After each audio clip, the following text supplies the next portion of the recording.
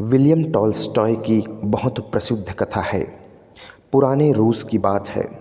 वहाँ 3 रहस्यवादी साधु रहते थे। वे इतने प्रसिद्ध हो गए थे कि दूर दूर से लोग उनसे मिलने आने लगे थे। उनकी प्रसिद्धि इतनी बढ़ चुकी थी कि लोग चर्च जाना लगभग छोड़ ही चुके थे। चर्च में भीड़ कम होती जा रही थी और इसका सबसे ज़्यादा असर वहाँ के मुख्य पादरी पर पड़ा। मुख्य पादरी के मन में ईर्ष्या भर गई। वह सोचने लगा, जब मैं यहाँ हूँ तब ये 3 लोग संत कैसे हो सकते हैं। ईसाई परंपरा में तो बिना चर्च की मान्यता के कोई संत नहीं बन सकता। एक दिन स्थिति यहाँ तक पहुँच गई कि पादरी पूरे दिन चर्च में बैठा रहा, लेकिन एक भी व्यक्ति चर्च नहीं आया। उसका क्रोध चरम सीमा पर पहुँच गया। उसने निश्चय किया, कुछ भी हो जाए, आज मैं उन तीनों को सबक सिखा के रहूँगा। वह पूरे धार्मिक वैभव के साथ तैयार हुआ। सोने का मुकुट, सोने की छड़ी और प्रधान पादरी का वस्त्र पहनकर वह नाव से उस झील को पार करने लगा जिसके उस पार वो तीनों साधु रहते थे। थोड़ा आगे बढ़ने पर उसने देखा, एक विशाल वृक्ष के नीचे 3 सीधे साधे व्यक्ति पद्मासन में चुपचाप बैठे हुए थे। पादरी ने कठोर स्वर में वहां जाकर पूछा, क्या तुम ही वो 3 प्रसिद्ध संत हो जिनकी वजह से लोग मेरे चर्च में आना छोड़ चुके हैं? तीनों ने बड़ी ही विनम्रता से उत्तर दिया, संत? नहीं नहीं, हम संत नहीं हैं। न जाने किसने यह अफवाह फैला दिया है। हम तो लोगों से रोज़ कहते हैं कि यहाँ मत आओ, लेकिन जितना मना करते हैं उतनी ही भीड़ बढ़ती जाती है। हम तो एकांत में रहना चाहते हैं। अच्छा हुआ महाशय, आप आ गए। अब आप ही हमें इस भीड़ से बचाइए। लोगों को बताइए कि हम संत नहीं, हम तो आम इंसान हैं जो एकांतवास में रहना पसंद करते हैं।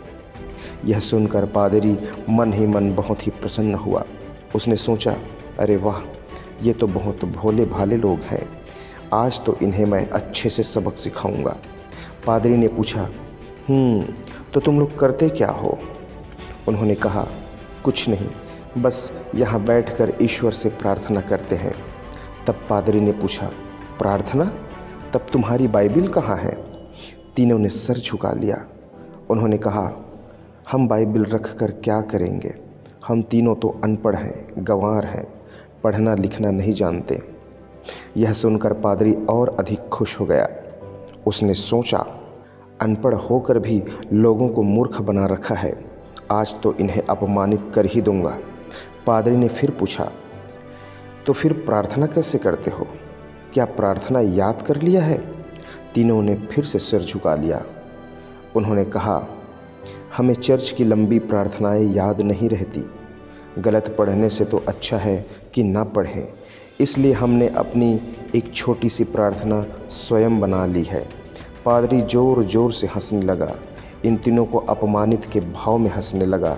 इन तीनों का मजाक उड़ाने के भाव में हंसने लगा। अपनी प्रार्थना? अरे मूर्खों, प्रार्थना तो शास्त्रों में लिखी जाती है, हजारों साल पुरानी होती है और प्रार्थना स्वयं ईश्वर द्वारा दी जाती है। तीनों ने हाथ जोड़कर कहा, हमसे बहुत बड़ी भूल हुई, हमसे बहुत बड़ी गलती हो चुकी है। अब आप जो सिखाएंगे हम वही करेंगे। पादरी को जिज्ञासा हुई। उसने कहा, पहले अपनी प्रार्थना तो सुनाओ। उन लोगों ने मना कर दिया, लेकिन पादरी ने फिर से आग्रह किया, निवेदन किया कि अपना प्रार्थना सुनाइए। तब उन्होंने कहा, हम लोगों को तो प्रार्थना आता नहीं है, अनपढ़ गंवार हैं, इसलिए अपनी तरह से कुछ शब्द जोड़ के प्रार्थना बना लिए हैं। हम लोग कहते हैं जैसे कि ईश्वर की 3 रूप हैं और हम भी 3 हैं, इसलिए हम बस इतना ही कहते हैं कि हम 3 हैं, तुम भी 3 हो, हम पर दया करो, बस। यह सुनकर पादरी फिर से हंसने लगा, ज़ोर ज़ोर से हंसने लगा, इनका मजाक उड़ाने लगा। फिर उसने उन्हें चर्च की प्रार्थना सिखानी शुरू करी। पादरी एक बार प्रार्थना करने का तौर तरीका सिखाया। वो तीनों साधुओं ने कहा, एक बार और। पादरी ने फिर सिखाया। संतों ने कहा, एक बार और। फिर पादरी ने सिखाया। संतों ने कहा, बस एक बार और, हम अज्ञानी हैं ना, हम जल्दी भूल जाते हैं, बस एक बार और। पादरी ने एक बार फिर से सिखाया और अंत में पादरी संतुष्ट होकर नाव से लौटने लगा। नाव झील के बीच पहुंची ही थी कि पीछे से आवाज़ आई। पादरी ने पीछे मुड़कर देखा। उनकी आंखें फटे की फटी रह गई। वे तीनों साधु पानी पर दौड़ते हुए उसकी ओर आ रहे थे, जैसे ज़मीन पर दौड़ रहे हों। पादरी के हाथ से सोने की छड़ी गिर पड़ी। यह चमत्कार तो केवल प्रभु यीशु से जुड़ा था। वे नाव के पास पहुँचे और बोले, माफ़ कीजिएगा, कृपया वह प्रार्थना एक बार फिर से सुना दीजिए। हम भूल रहे हैं। हम आपस में बहस करने लगे हैं कि प्रार्थना ऐसे शुरू होती है या वैसे। ये कहता है कि ऐसे शुरू होती है, वो कहता है ऐसे नहीं, ऐसे शुरू होती है। मैं कहता हूँ वैसे नहीं, ऐसे शुरू होती है।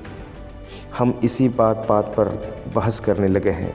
अब आप ही बताइए, हम बहस करें कि प्रार्थना करें?